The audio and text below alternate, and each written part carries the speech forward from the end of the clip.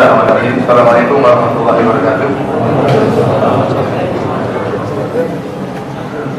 Alhamdulillah ya ihsani wa syukru lahu ala taufiqihi wa imtinani wa asyhadu an la ilaha illallah wahdahu la syarika lahu ta'ziman li sya'nihi wa asyhadu anna Muhammadan abduhu wa rasuluhu zada ridwani. Allahumma shalli alaihi wa ala alihi wa ashabihi wa ikhwani. Para hadirin dan hadirat jemaah salat tarawih Masjid Imam Syafi'i di Kota Banjarmasin, alhamdulillah pada malam hari ini kita kembali berkumpul dalam rangka untuk saling mengingatkan, dan pada kesempatan kali ini kita akan menyampaikan topik yaitu perkara seorang bermaksiat, apa yang harus dia lakukan. Kita tahu maksiat mendatangkan segala bencana dan segala malapetaka. Oleh karenanya para anbiya mereka berkata, inni akhafu in asaitu rabbi adaba yaumin azim. Sesungguhnya aku ini takut kepada Rabbku jika aku bermaksiat dengan adab yang pedih pada hari kiamat kelak.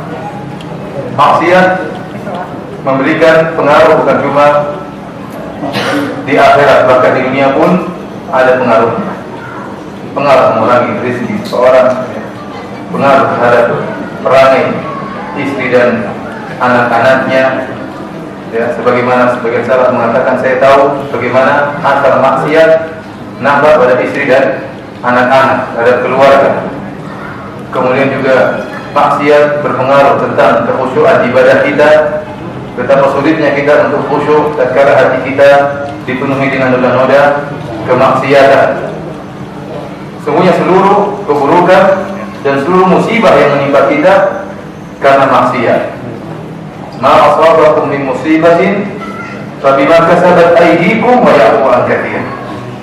Dan tidak ada satu musibah pun yang menimpa kalian kecuali akibat perbuatan kalian. Wa ya'fu an katsir, dan Allah mengampuni banyak kesalahan-kesalahan kalian. Seandainya Allah Subhanahu wa taala setiap kita bermaksiat, Allah memberikan musibah kepada kita. Saya tadi katakan dalam ayat Allah mengatakan wa ya'fu an katsir. Banyak maksiat-maksiat yang kita lakukan namun Allah tidak kasih musibah. Maksiat Allah hukum kita, maka kita akan binasa. Kata Allah Subhanahu wa taala, "Lau yu'akhidullahu an-nasa bidzulmihim ma taraka 'alaiha min dabbah." Seandainya Allah mengadab manusia akibat kezaliman yang mereka lakukan, maka tidak ada yang tersisa di atas muka bumi ini. Walakin yu'akhiruhum ila ajalin musamma. Kan tapi Allah tunda sampai batas yang ditentukan oleh Allah Subhanahu wa taala. Para hadirin dan hadirat yang dirahmati oleh Subhanahu wa taala, di antara syu'mul maksiyah, di antara keburukan maksiat sampai di hari kiamat, meskipun para ulama menjelaskan, meskipun seorang sudah bertobat dari maksiat tersebut, maka dia akan mengingat dosa yang pernah dilakukan tatkala di akhirat.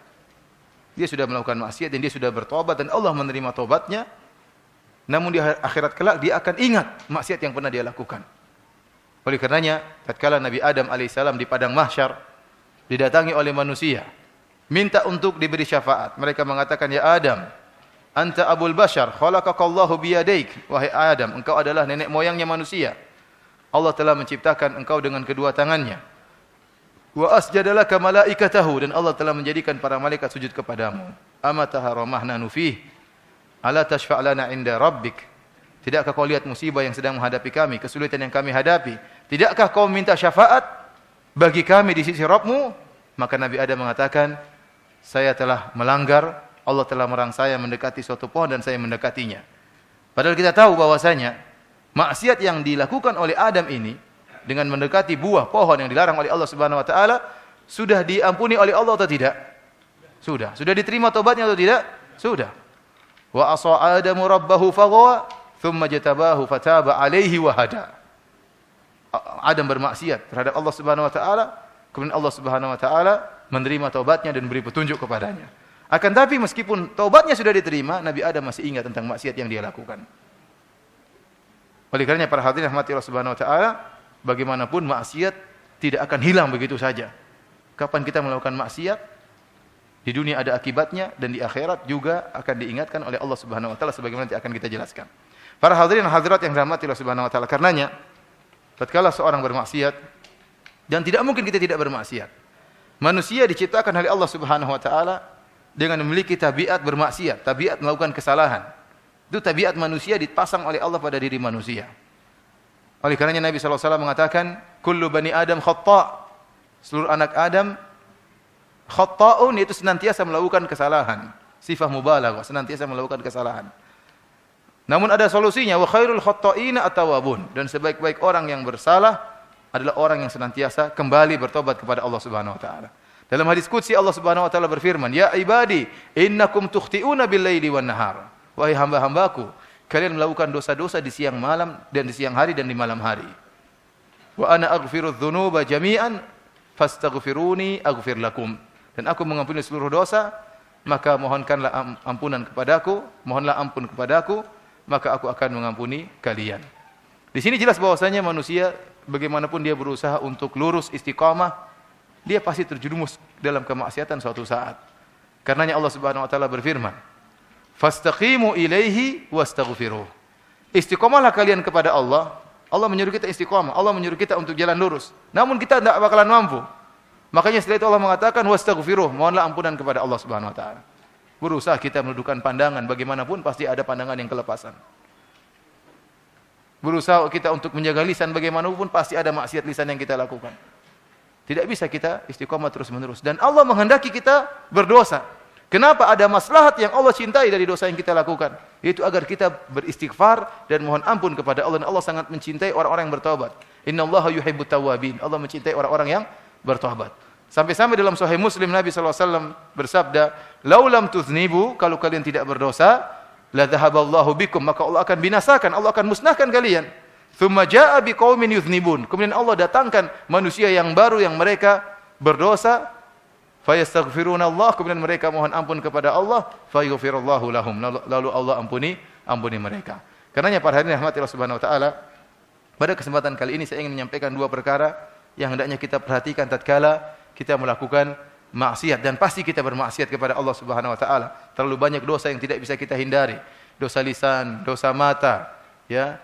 Dosa hati lagi banyak, penyakit-penyakit hati, penyakit riya, penyakit hasad, penyakit ujub, suudzon dan macam-macamnya, ya. Sering kita lakukan. Oleh karena tatkala kita melakukan dosa, dan pasti kita melakukan dosa, maka ada dua amalan yang hendaknya kita lakukan. Yang pertama, bertobat dan beristighfar kepada Allah Subhanahu wa taala. Perbanyak istighfar kepada Allah Subhanahu wa taala. Husnudzan bahwasanya Allah Subhanahu wa taala ampunannya sangatlah luas. Oleh karenanya dalam hadis qudsi Allah Subhanahu wa taala mengatakan, "Ya ibna Adam, innaka ma da'autani wa rajautani, ghafartu laka ala ma kana minka wa la ubali." Wahai anak Adam, selama kau berdoa kepadaku dan selama kau berharap kepadaku, aku akan ampuni dosa-dosamu yang telah lalu dan aku tidak peduli, kata Allah. Ya ibna Adam, law balagat dhunubuka ananas sama, thumma astaghfartani, ghafartu laka wa la ubali. Wahai anak Adam, seandainya dosa-dosamu setinggi menjulang langit, kemudian kau beristighfar kepadaku, maka aku akan ampuni dosa-dosamu dan aku tidak peduli. Allah tidak peduli sebanyak apapun dosa-dosa kita. Oleh karenanya di antara nama Allah Al-Ghafur, Al-Ghaffar. Al-Ghafur artinya zat yang senantiasa mengampuni dosa-dosa meskipun dilakukan berulang-ulang. Al-Ghaffar adalah zat yang senantiasa mengampuni meskipun dosa itu sebesar apapun diampuni oleh Allah Subhanahu wa taala. Wa huwal Ghafurur Rahim, terlebih lagi tatkala Al-Ghafur digandingkan dengan Ar-Rahim, yang Maha Pengampun lagi Maha Penyayang. Para hadirin dan hadirat yang dirahmati oleh Allah Subhanahu wa taala, maka jangan sampai kita terberdaya dengan iblis yang menyatakan dosamu terlalu besar, Allah tidak akan mengampunimu, atau nanti saja belum waktunya kau bertobat, belum waktunya kau kembali kepada Allah, nanti kau akan ulangi lagi. Ini semua perkataan iblis. Maka kita jauhi, kita yakin Allah kapan kita beristighfar, Allah akan ampuni dosa-dosa kita. Abu Nawas pernah berkata, "Ya Rabbi, in balagat dhunubi kasratan walau qad alimtu bi anna afwaka azamu. In kana la yarjuka illa muhsinun, fabiman yaludhu wa yastajirul mujrimu." Ya Rabbku, seandainya dosa-dosaku telah berjumlah sangat banyak, namun aku telah mengetahui bahwasanya ampunanmu lebih banyak dan lebih luas daripada dosa-dosaku. Kalau yang berharap kepada engkau hanyalah orang yang baik, lantas kemana berlindung orang-orang yang berbuat kezaliman, pelaku maksiat? Kepada siapa mereka harus berlindung? Para hadirin dan hadirat yang dirahmati Allah Subhanahu wa taala, oleh karenanya perbanyak kita mengatakan astaghfirullah al-azim, astaghfirullah, astaghfirullah, sebagaimana Nabi sallallahu alaihi wasallam sering beristighfar. Apa makna astaghfirullah? Astaghfirullah maknanya atlubul maghfirah. artinya aku mohon maghfirah dari Engkau ya Allah. Dan apa makna maghfirah? Maghfirah artinya dalam bahasa Arab diambil dari ghafara, artinya taghtiyah, artinya menutupi. Oleh karenanya dalam bahasa Arab penutup kepala yang dipakai oleh prajurit agar terhindar dari sayatan pedang namanya mighfar. Namanya apa? Mighfar. Kenapa dia menutupi? Oleh karenanya seorang tatkala mengatakan astaghfirullah, artinya ya Allah aku mohon ampunanmu dan aku mohon agar aib-aibku Engkau tutupi ya Allah di dunia dan di akhirat. Ini makna dari astaghfirullah. Aku ingin Kau menutupi aib-aibku di dunia dan juga di akhirat. Ya. Oleh karenanya para hadirin sebagian salaf mengatakan, saya tidak tahu mana nikmat yang lebih agung yang Allah berikan kepadaku. Apakah aku diberi taufik untuk melakukan amalan-amalan saleh ataukah aib-aibku ditutup oleh Engkau ya Allah? Mana yang lebih agung saya tidak tahu. Dua-duanya agung. Kita diberi kemudahan untuk beribadah, nikmat yang agung dan lebih agung lagi ditutupi aib-aib kita. Sampai-sampai sebagian salaf menyatakan engkau dimuliakan oleh Allah Subhanahu wa taala bukan karena amalan-amalanmu yang banyak, tetapi karena aib-aibmu yang ditutupi. Karena aib-aibmu yang ditutupi. Apa pentingnya kalau seorang ternyata dia seorang dai, dia hafal Quran, rajin bersedekah, tapi kemudian Allah buka aibnya 2 atau 3 aibnya. Orang tidak akan lihat kebaikannya. Yang orang lihat adalah aib-aibnya. Maka dia akan ditinggalkan oleh masyarakat meskipun banyak kebaikannya. Oleh karena kalau sampai Allah membuka aib kita 1, 2 atau 3 aib, maka sudah semua orang akan tinggalkan kita. Muhammad bin Wasir rahimahullah mengatakan, "Lau kana lidzunubi rih ma jalasa ilayya ahad." Kalau seandainya dosa-dosa itu ada aromanya, ada baunya, maka tidak ada yang duduk dengan kita. Seandainya melihat aurat wanita yang tidak halal bagi kita, ya, ada aromanya orang ketahuan, maka siapa di antara yang duduk sama kita? Betapa sulitnya kita menjaga pandangan. Betapa sulitnya kita menjaga lisan. Kalau ternyata ujub, riya, hasad itu ada aromanya, maka orang akan tahu orang ini hasad, orang ini riya, orang ini ujub, orang ini sombong, ya. Maka tidak ada yang duduk dengan kita. Oleh karenanya kita mohon kepada Allah agar Allah mengampuni, menutupi aib-aib kita di dunia, terlebih-lebih lagi di akhirat. Maka sungguh beruntung orang yang banyak istighfar. Tuba liman wajada fi sahifatihi istighfaran katsira. Sungguh beruntung orang yang mendapati di catatan amalnya banyak istighfar. Seorang yang banyak istighfar tatkala di akhirat, Allah tidak akan permalukan dia di hadapan khalayak, Allah tutup aibnya. Allah panggil dia, kemudian dihadapkan di hadapan Allah Subhanahu wa taala. Dan ini di antara buruknya maksiat, tetap ada bekasnya. Maka Allah berkata kepada dia, "Ya fulan, ata'rifu hadza dzam?" Tahukah dosa yang pernah kau lakukan ini? Dia mengatakan, "A'rifu ya Rabbi." Allah bongkar lagi. "Ata'rifu hadza dzam?" Tahukah kau dosa yang berikutnya? Tatkala kau bersendirian, tatkala tidak ada orang melihatmu. Dia mengatakan, "A'rifu Rabbi." Saya tahu ya Allah. Allah katakan lagi, "Ata'rifu hadza dzam?" Allah bongkar aibnya satu persatu. Dia mengatakan, "Saya tahu ya Allah." Dia mengatakan, "A'rifu Rabbi, a'rifu Rabbi." Seakan-akan dia mengatakan, "Saya tahu ya Allah, ya sudahlah ya Allah, saya tahu semuanya." Dia mengaku, tidak bisa dia menghindar.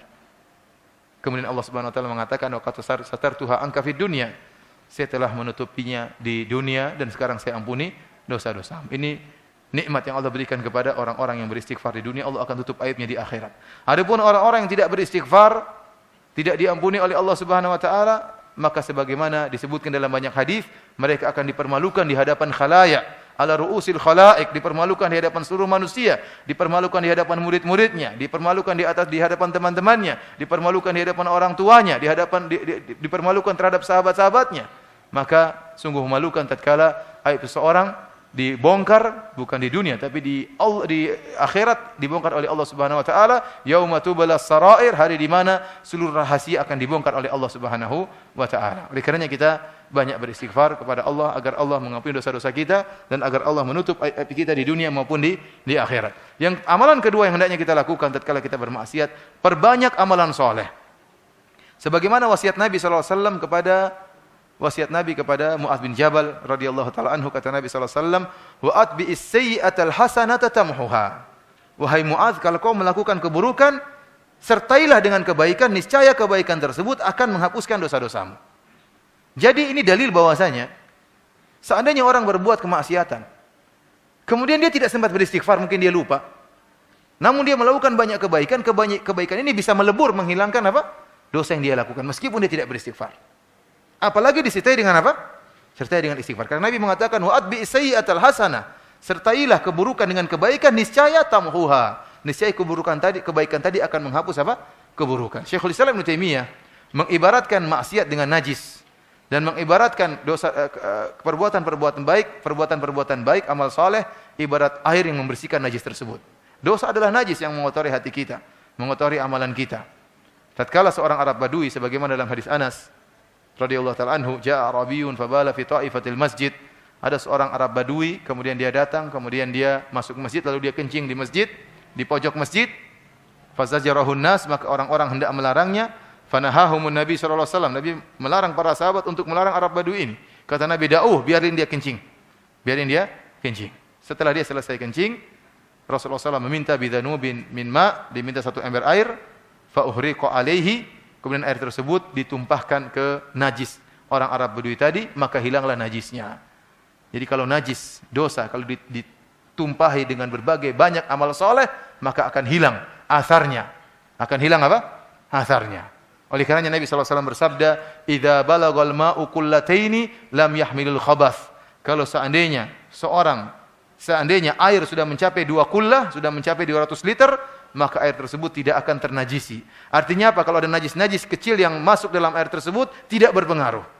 Demikianlah seorang kalau dia berbanyak amal soleh, dia rajin sholat, rajin sedekah, ya, kemudian rajin berzikir, rajin baca Quran, maka kalau ada maksiat-maksiat sedikit, insya Allah lebur semua dengan banyaknya kebaikan yang dia lakukan. Sebagaimana tadi sabda Nabi SAW, wa atbi sayyi'atal hasanata tamhuha, sertakan perbuatan buruk dengan banyak kebaikan, maka niscaya kebaikan tersebut akan menghapuskan keburukan tadi.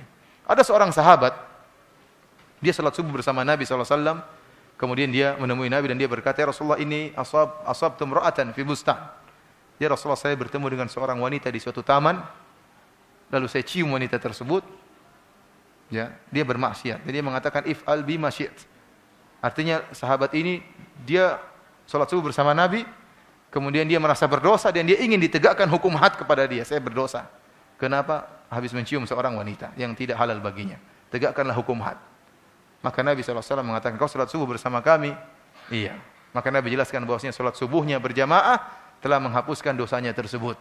Rasulullah SAW membacakan firman Allah, "Wa aqimus salata tarafayin nahari wa zulafan minal lail, innal hasanati yudhhibunas sayyi'at." Dirikanlah salat di pagi hari dan petang hari dan sebagian di malam hari, sungguhnya kebaikan-kebaikan akan menghapuskan dosa-dosa. Ya. Dan salat subuh adalah amalan yang agung. Man shallal fajr fi jamaah fa huwa fi dhimmatillah. Barang siapa yang salat subuh berjamaah, maka dia di bawah perlindungan Allah Subhanahu wa taala. Bisa menghapuskan sebagian dosa-dosa yang kita lakukan. Ya. As-shalawatul khams. Ya, salat yang 5 waktu, mukaffiratun lima bainahuma. Akan menghapuskan dosa-dosa lima bainahunna di antara salat-salat tersebut. Namun bukanlah maksud saya seorang kemudian menganggap remeh. Saya mau cium cewek, besok saya salat subuh selesai. Bukan begitu maksudnya. Saya tidak mengajari antum seperti itu. Ya. Kalau ciumnya sudah jelas berdosa, salat subuhnya belum tentu diterima. Repot. Sahabat lain salat subuhnya. Sahabat datang dalam keadaan ketakutan. Salat subuh dalam apa keadaan? Keadaan ketakutan. Ya. Terima oleh Allah, maka salat subuh yang diterima oleh Allah menghapuskan dosa mencium wanita tadi. Ya. Makanya kita juga jangan sampai kita meremehkan apa? Dosa. Ya. Sama seperti saya pernah ngisi pengajian di Mekah, terus saya bicarakan tentang zina waktu itu, tentang bahaya zina, tentang azab kubur karena zina, kemudian azab di akhirat di neraka jahanam karena zina. Maka ada orang yang bilang, "Ustaz, perkara jangan terlalu dibesar-besarkan, Ustaz. Lihat hadis tentang seorang wanita Bani Israel pezina yang dia kasih minum anjing, maka kemudian dosa-dosanya diampuni oleh Allah Subhanahu wa taala." Jadi dianggap remeh. Ya. Memang hadisnya benar kata Rasulullah SAW, "Bainama kalbun yutifu bi ruqiyah kada yaqtuluhu al-'atash ra'at bagian Bani Israil." Terkadang seekor anjing yang muter-muter di suatu sumur kehausan hampir-hampir mati, tiba-tiba dilihat oleh seorang wanita pezina Bani Israil, lalu dia fanaza'at muqaha, dia kasihan, kemudian dia lepas sepatunya, dia ambil air, lalu dia minumkan air tersebut kepada anjing tadi, maka Allah ampuni dosa-dosanya. Jangan sampai seorang berpikiran kalau gitu saya berzina saja, nanti kalau saya mau tobat tinggal cari anjing saya kasih minum. Kalau anjing enggak ada maka kucing juga enggak apa-apa. Bukan begitu, lain ya, tidak sama. Amalan boleh sama namun belum tentu diterima oleh Allah. Seorang boleh salat sama-sama di saf yang pertama.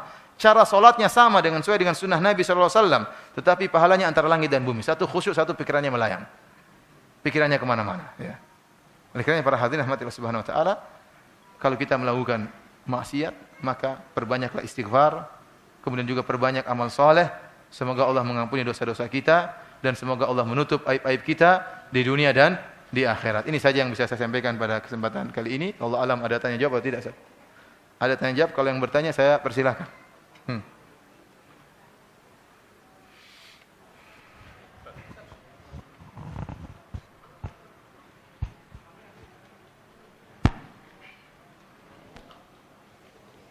Ustadz, mohon penjelasan.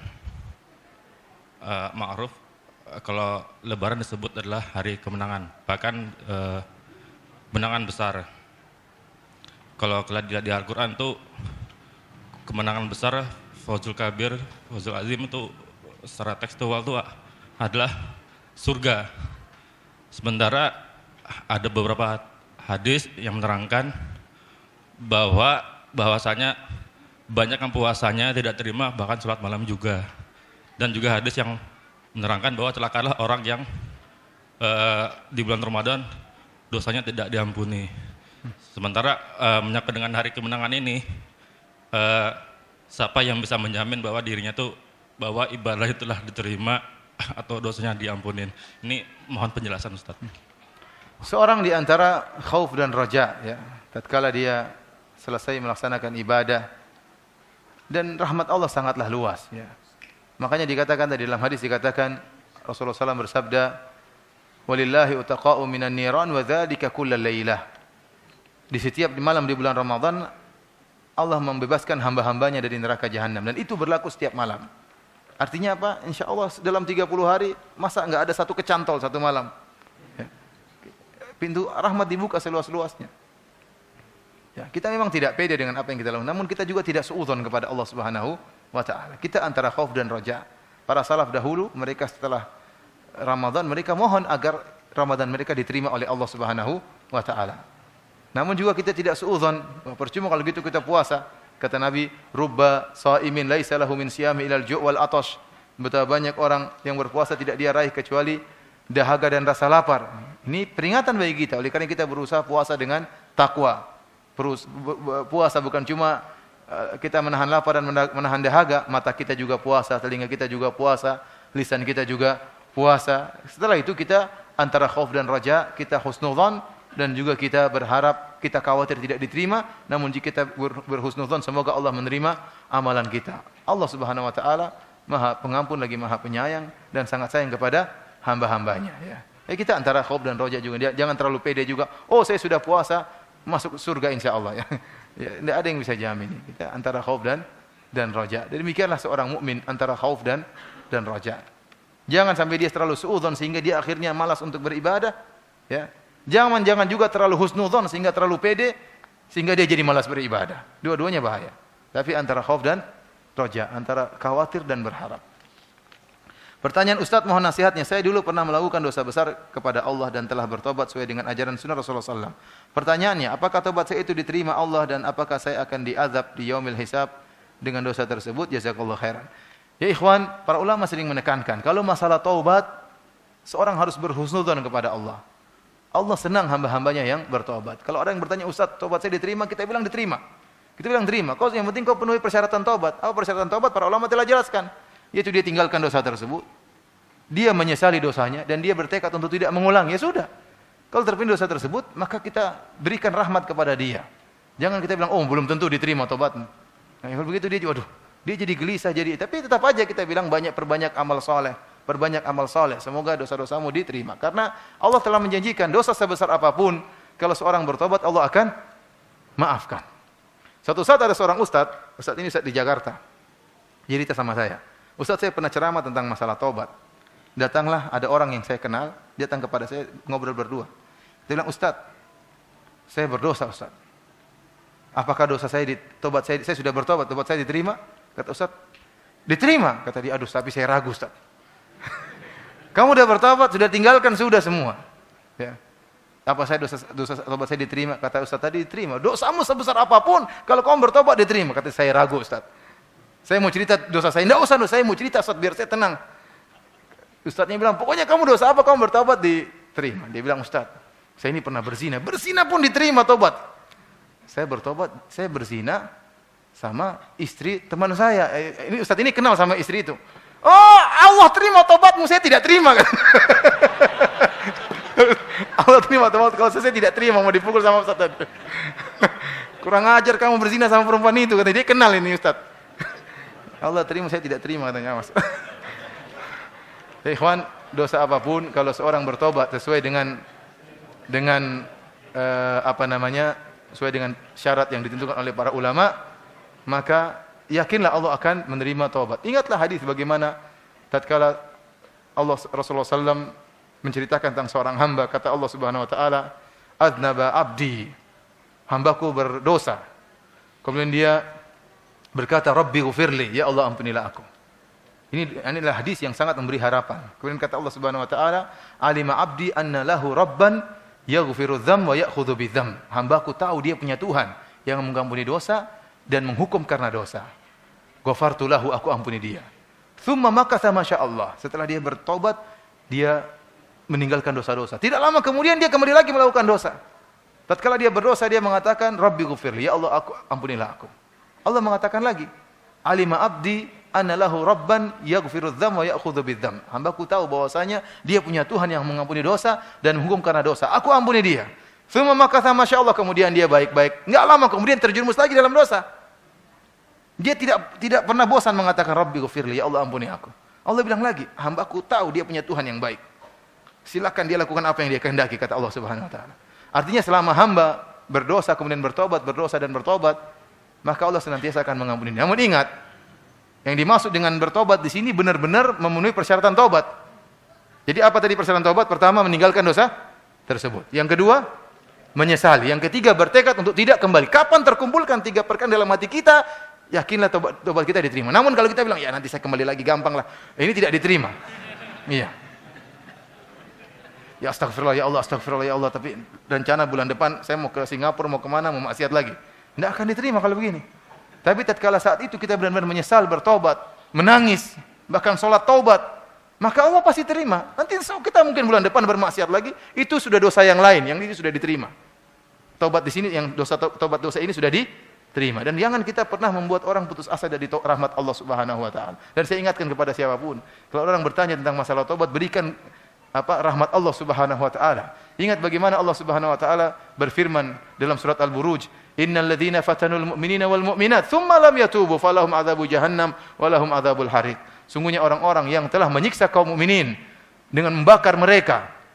Ya, orang seperti ini kalau kita ketemu ada orang bakar kaum mukminin, kita bilang orang ini sudah neraka jahanam paling bawah, ya, dekat iblis atau di bawahnya lagi mungkin. Orang ini bakar kaum mukminin kemudian membunuh. Namun apa kata Hasan Al-Basri? Qatalu awliya Allah. Mereka ini telah membakar, membunuh wali-wali Allah, namun Allah masih tawarkan mereka untuk bertobat. Makanya Allah mengatakan, sungguhnya orang-orang yang membakar dan menyiksa kaum mukminin dan kaum mukminat, kemudian dia tidak bertobat, maka bagi dia azab yang pedih. Artinya apa? Kalau dia bertobat maka dia tidak diazab. Padahal dosanya begitu luar biasa. Oleh karena rahmat Allah sangat luas. Tadi kata Allah mengatakan, walau balagat dzunubu anaras sama. Meskipun dosamu sampai ke menjulang ke langit, tsumma astaghfartani, kemudian kau bertobat kepadaku, ghafartu laka wala ubali, dan aku akan ampuni dan aku tidak peduli betapapun banyak dosa-dosamu. Maka jangan pernah kita menunda taubat, jangan pernah kita menunda apa? Istighfar. Di antara dosa adalah menunda istighfar. Kata Ibnu Qayyim rahimahullah, menunda taubat sendiri itu merupakan dosa tersendiri. Sebagaimana sebagian orang dia mau taubat dikasih jadwal, insyaallah saya umur 60 tahun saya mau taubat. Belum sampai 60 tahun sudah mampus. Kapan mau taubat? Saya nanti kalau sudah hajian baru saya sudah taubat. Enggak haji sampai mati, enggak haji enggak tobat. Iya. Ada orang seperti itu, dia mau bikin taubat, dia kasih jadwal. Ya, belum sampai jadwalnya sudah mampus. Itu gimana kasihan. Oleh karenanya jangan pernah menunda taubat, beristighfar. Kita tidak tahu kapan nyawa kita diambil oleh Allah Subhanahu wa taala, dan kita berharap kita semua meninggal dalam keadaan husnul khatimah. Ada lagi yang bertanya? Bagaimana dengan maksiat yang ditentukan oleh Allah harusnya dihukum di dunia, misalkan perbuatan maksiat yang seharusnya dihukum di dunia, misalkan membunuh, mencuri, berzina, itu kan seharusnya ada hukumannya gitu. Tapi dia bertobat tapi tidak ada sampai dia meninggal gitu. Bagaimana hukumnya di akhirat? Seorang yang melakukan dosa-dosa yang ada hukum hadnya seperti membunuh atau seperti berzina, ya, orang berzina, Maka para ulama telah menjelaskan asalnya seorang tatkala berzina, dia tidak melaporkan kepada orang lain dan dia harus tutup aibnya tersebut. Allah telah menutup aibnya, maka jangan dia ceritakan kepada orang lain. Jangan dia ceritakan kepada orang lain. Ya, dia tutup erat-erat maksiatnya tersebut dan dia bertobat antara dia dengan Allah Subhanahu wa taala.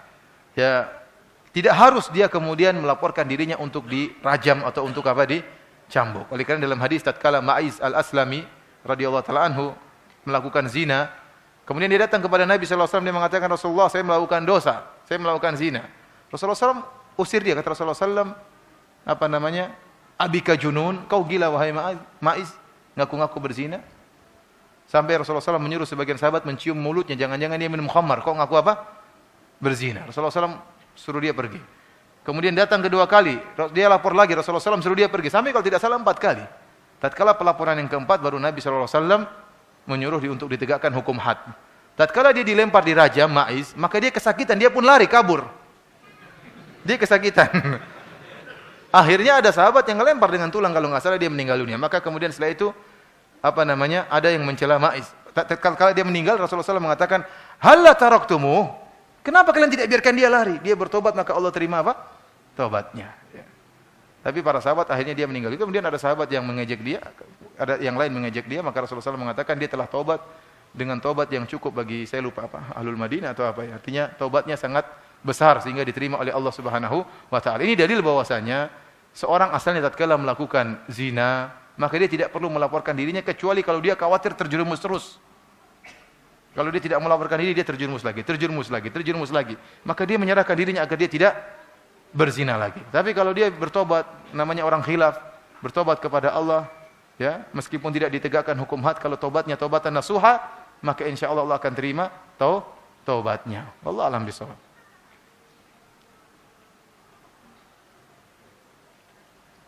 Kira.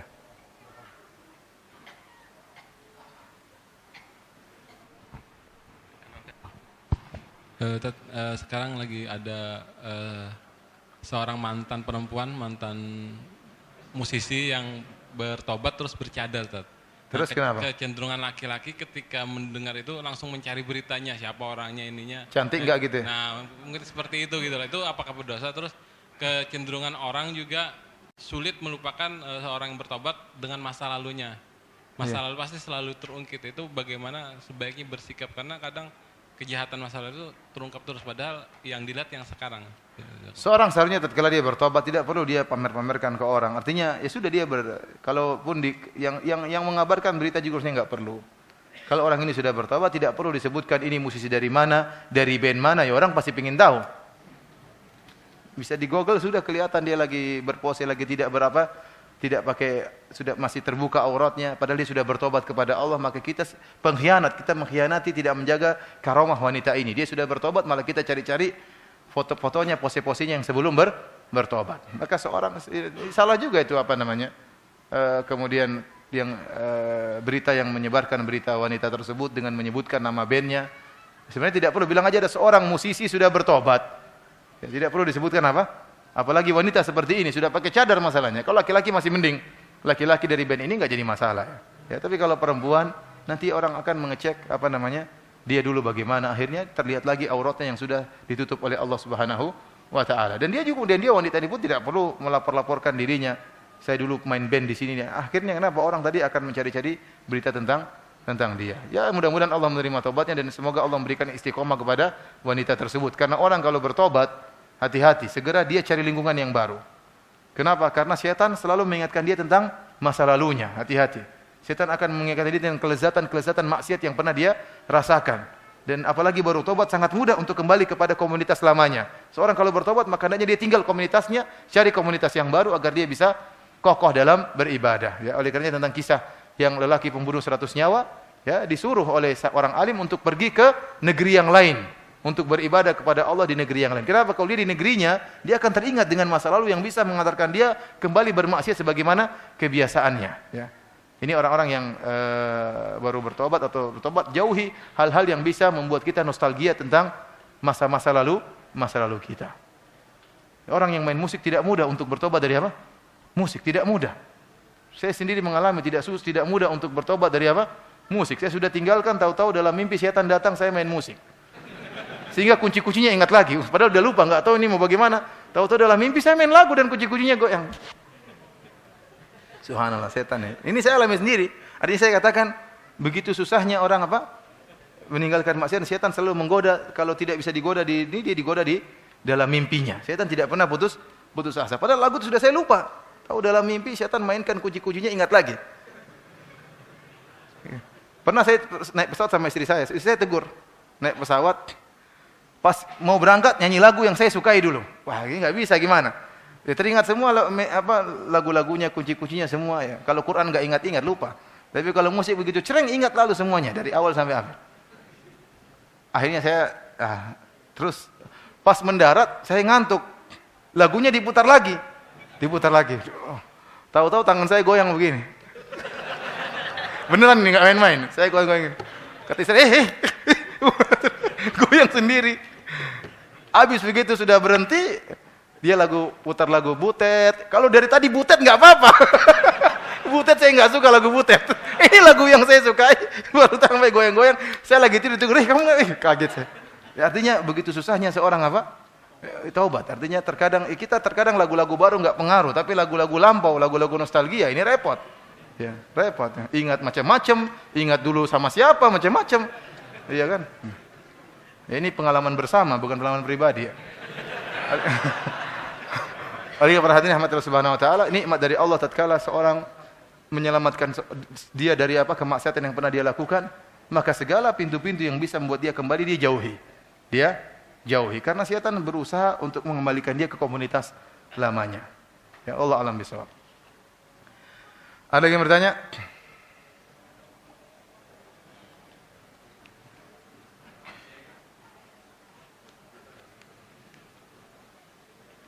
Sudah demikian saja. Kalau tidak ada, demikian saja yang bisa disampaikan pada kesempatan malam hari ini. Semoga Allah Subhanahu wa taala mengampuni dosa-dosa kita dan semoga kita ditutup aibnya di dunia dan di akhirat dan semoga kita dimasukkan ke dalam surga Firdaus. Amin ya rabbal alamin. Wabillahi taufik. Assalamualaikum warahmatullahi wabarakatuh.